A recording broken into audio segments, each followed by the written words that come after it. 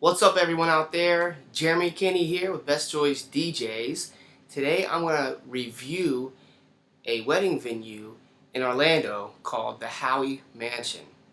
I'm going to tell you up front, I don't really recommend this venue for most people. And I'm going to tell you not only why, but if you stick around till the end, I'm going to tell you who I would recommend this to and who I wouldn't. So first, let me give a little breakdown of the venue. It is a historical building, which is pretty cool. The building looks great on the outside, and the main room it's a really nice looking room. Um, with that said, there are a few things about it that are out of the ordinary. The first thing that came through my mind was that the venue is really particular. They don't allow gaff tape on the ground, even though gaff tape doesn't leave a sticky residue. But I understand, I'm fine with that. Um, they said that they have mats that they can put down over the cables. I said, okay, that's great. We can do that. When I got there, they had like these long, skinny plastic mats. Um, they weren't really useful. But when the lady that worked there gave me the mat, she made a weird comment like, just make sure I get it back. And I didn't think much of it at the time, but it's kind of weird, and it'll make more sense if you watch the end of the video, and I'll tell you the rest of the story. But it's almost like you're insinuating that I'm going to steal your piece of plastic. And I'm going in there with thousands of dollars of gear. I mean, just my uplights that I used in there, thousands of dollars. So I'm not gonna steal some venues. $5 piece. Yeah, I want to build a good relationship with the venue, and yeah. So, but that was a little weird. Not a big deal. This has nothing to do with why I would give them a bad review. But I just wanted to kind of tell you about the venue and point out its good things before I give you the bad things. So let me show you some of the venue. I'm going to show you some of the photos from the wedding that I recently did there. Alright, so this is a photo of the front of the house.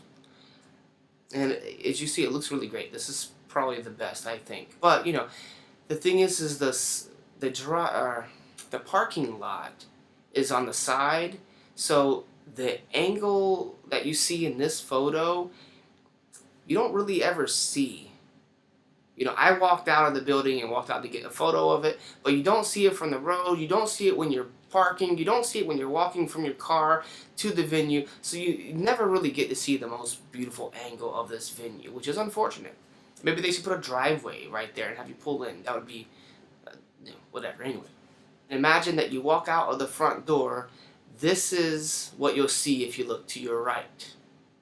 And just past there is the parking lot over on your right.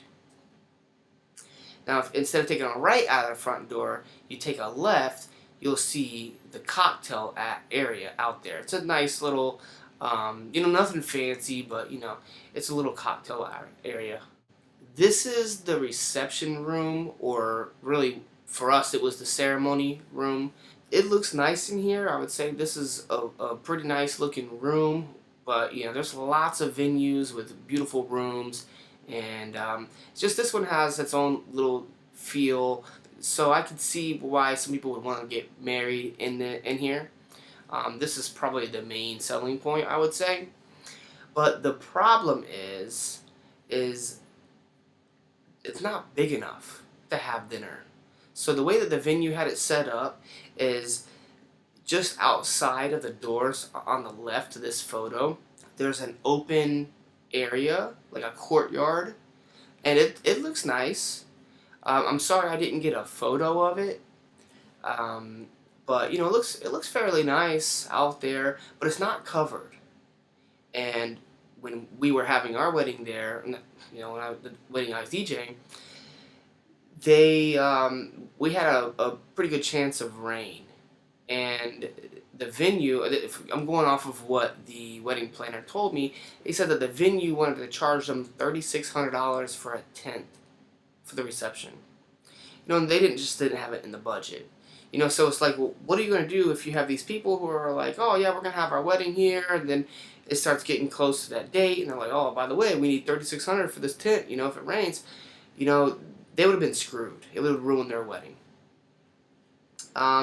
So not just this venue, but I don't recommend venues where, first of all, the thing I've covered so far, the possibility of rain. If rain can ruin your wedding, I would try to stay away from those types of venues. But also the other problem is, as you see in this photo, I was set up right here in the corner of this room. This is fine for the ceremony, and it was fine for the dancing, for the crowd that they had, but the dinner was outside, again, through these doors on the left. And that means the DJ setup is somewhere else. So I can't really control the music and be outside emceeing. So in this case, I really should have had another DJ there with me. Have someone else there who can DJ while I MC. But of course that would have cost more money. Even then, the DJ can't really see what's going on out there. So we had the dinner, we had the toast, and we had the cake cutting, and the bouquet toss, the garter removal, the garter toss. We had all this happen outside, but the DJ booth is inside. So really the only good way to do this would be to have a DJ booth set up outside with a mixer that you can control, have one inside, and have a separate system for the cocktail hour. I had a separate system for the cocktail hour, and I had the main system set up in this room right here that we're looking at. And then I just ran a speaker outside with a microphone, and that worked, except, I had to keep running back and forth from the reception room or ceremony room to outside where the dinner was happening. And it's a terrible layout for a wedding for that reason. So, it's a beautiful building. It's nice all around the area around there, like the land on the property, but it just wasn't made for events like weddings. So that's another reason why I don't really recommend it for a wedding, because the dinner is separate from the reception room. Well, now that I've got that out of the way, let me tell you why I personally don't want to work at this venue anymore. 15 minutes after the wedding was over, I had the house manager guy coming up to me, rushing me out. I didn't really think much of it at first, but then I started thinking about it. I looked at my phone. It was 11:15. The wedding was over at 11 o'clock. I'm like, this guy's rushing me out 15 minutes after the wedding's over. And when it was over, I'm trying to I shot some video while I was there, so I was trying to get I had to borrow, it's a long story, I had to borrow the SD card because I didn't know I was going to shoot a video because I thought they had a videographer. Then I found out that the videographer really isn't a videographer, it's just some person with a GoPro. So I'm trying to record video and I ran out of space, so I'm trying to return the SD card that I borrowed back to the wedding planner, and a bunch of other things like that. Plus, when I packed up my equipment, I couldn't move my van in front of the building to load my equipment into it because there was a ton of people out there. They had their vehicles out front. So, it would have taken me a long time just to get everyone to move, to get the vehicles to move. So I just kept packing up inside. When I said something to the guy a few minutes later, said, hey, look, it's not really realistic for me to be done and out of here within 15 minutes of the event. Instead of telling me, because what he did is he was like, oh, well, these people are going to leave, and then, I need them to move this stuff. And, so I was like, look, instead of telling me about your situation, it would make more sense to have that conversation with your boss because, I may not ever be back and you're going to be in this situation every week. And it's just not realistic for the DJ to be done and gone in 15 minutes.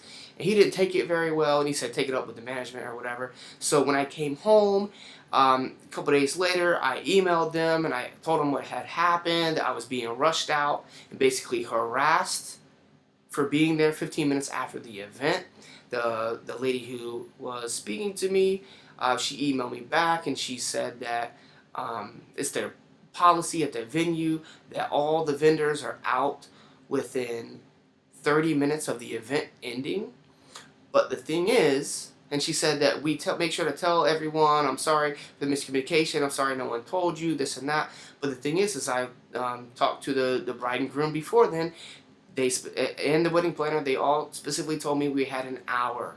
We had an hour to clean up. So I don't know why she's telling me their policy is a half hour. Also, when I left at about 11:45. When I left, the photographers were still there. There were 2 photographers and 2 wedding planners.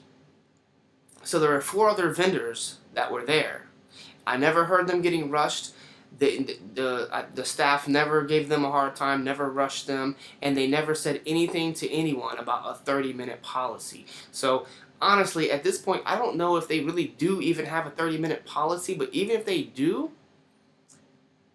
they never told anyone. We were all under the impression we had an hour. And on the night of, they never said it either. The guy didn't say, hey, our policy is the vendors have to be gone by 30 minutes. I hope you can do it. Let me know if you need help. Something. He never mentioned 30 minutes.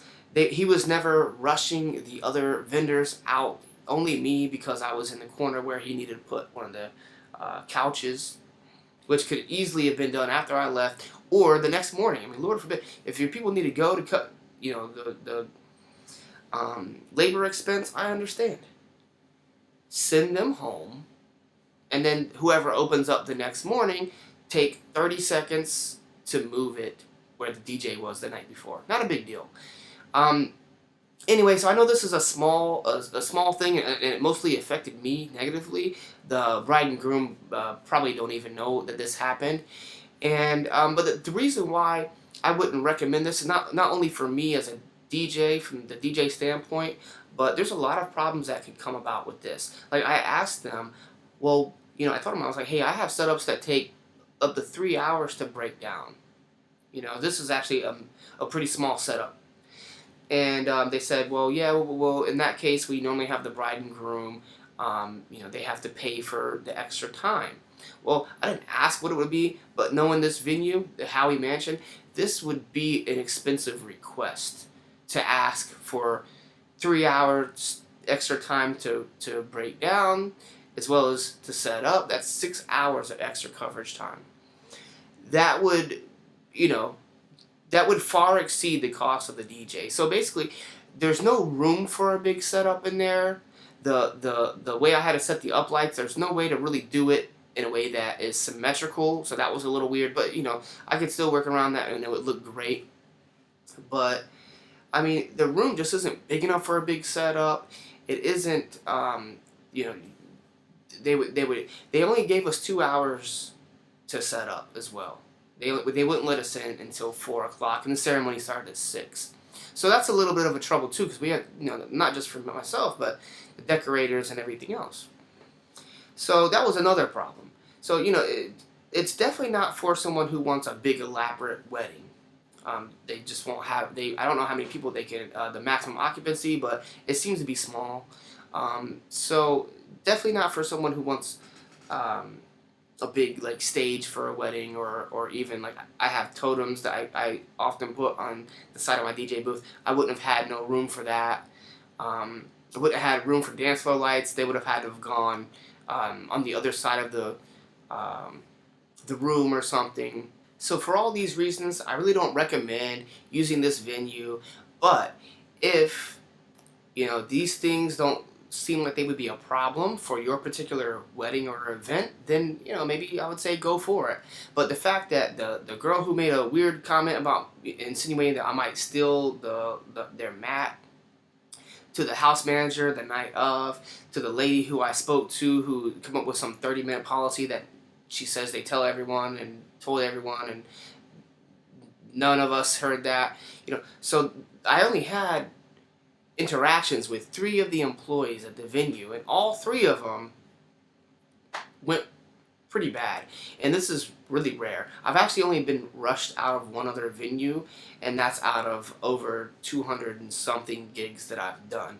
So it's extremely uncommon for this to kind of happen, especially And the last one was at like 45 minutes. This is the first time I've ever been rushed 15 minutes after the event was over. I never heard of this.